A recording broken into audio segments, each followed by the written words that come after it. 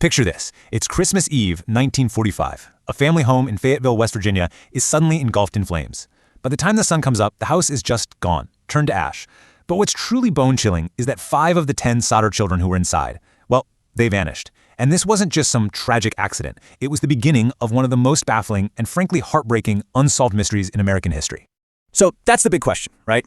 It's one that has haunted the Sodder family, investigators, and pretty much everyone who hears this story for almost 80 years.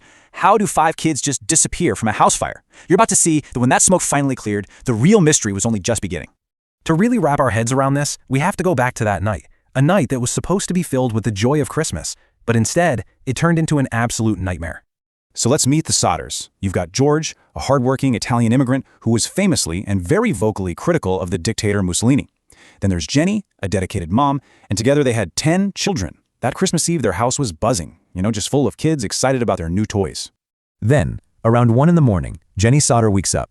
She smells smoke. She rushes out of her room and discovers the kitchen is on fire, and the flames are spreading fast. Now George, Jenny, and 4 of their kids managed to scramble out of the house, but 5 of the children were still trapped upstairs in their attic bedrooms. And this is where the story takes a deeply strange turn. Every single thing George tried to do to save them was met with this bizarre, impossible failure. The ladder he always, and I mean always, kept propped against the side of the house. It was gone. Both of his work trucks, which had been running perfectly just the day before, neither one would start. He runs to the phone to call for help. The line is dead. Incredibly, the fire department didn't show up for another 7 hours. By then, there was nothing left but a smoldering hole in the ground. The next morning, as everyone stood, staring at the ruins of their home, the official investigation kicked off. But you know what? Instead of giving the family answers, what they found just made everything even more confusing. The fire chief on the scene took a look around and pretty quickly came to a conclusion. It was faulty wiring. He decided the 5 missing children had died in the fire. Death certificates were issued, and just like that, the case was officially closed. But the Sodders? They absolutely refused to accept that. For one thing, George knew the wiring in the house was fine. He'd actually just had the whole place rewired. But more importantly, there was this giant, horrifying hole in the official story. Think about this. After sifting through every inch of ash from their home, investigators found nothing. Not one bone fragment, not a single tooth. And as any forensic expert will tell you, that's just not how it works. Even in really intense fires, bones and teeth almost always survive in some form. The fire at the Sodder house just didn't burn long enough or hot enough to completely destroy 5 human bodies. So, where were they? Convinced their children hadn't died in the fire but had been taken, the Sodders started to piece together all these strange little events from that night, and even the months before it. I mean, just look at the timeline. It doesn't scream accident. At 12:30 a.m., only 30 minutes before the fire was discovered, the phone rang. It was a woman Jenny didn't know, and she was on the other end just laughing. Jenny, thinking it was a wrong number, hung up. But a few minutes later, right before she dozed off again, she heard this loud thump on the roof, like something heavy had been thrown up there.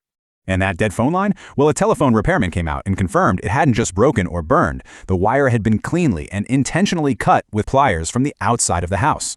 The whole faulty wiring theory completely fell apart when a bus driver came forward.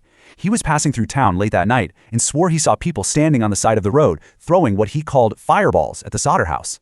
And that strange dump on the roof? Well, after the winter snow finally melted, they found a small, dark green, rubbery object in the yard. It looked like the shell of what's known as a pineapple bomb, a type of handheld fire starter. Okay, so if this was arson and the kids were kidnapped, who did it and why? Well, 2 main theories started to take shape pretty quickly. So on one hand, there was this insurance salesman who had gotten really angry when George wouldn't buy a policy from him. He actually told George, "Your house is going up in smoke." But then there was this other, much darker theory that it was all connected to George's politics, that his constant criticism of Mussolini had angered the local Italian mafia, and this was their way of getting revenge.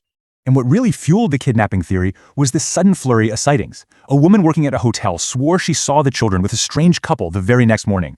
Someone else reported seeing them being driven away in a car.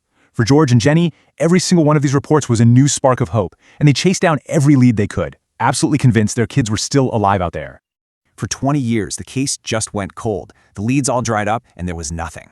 And then, in the late 1960s, a letter shows up in their mailbox, postmarked from Kentucky. Inside was a photograph of a young man, probably in his 20s, who looked astonishingly like their missing son, Louis. And on the back was that cryptic message. Can you imagine? Their hopes were reignited. They immediately hired a private detective to look into it. But in another one of this case's bizarre twists, the detective took their money and just disappeared, never heard from again, and the man in that photo was never identified. So that incredible clue ultimately led nowhere, but it absolutely fueled their resolve. The family's desperate hunt for answers really became their entire life's work, a very public, very painful quest for the truth.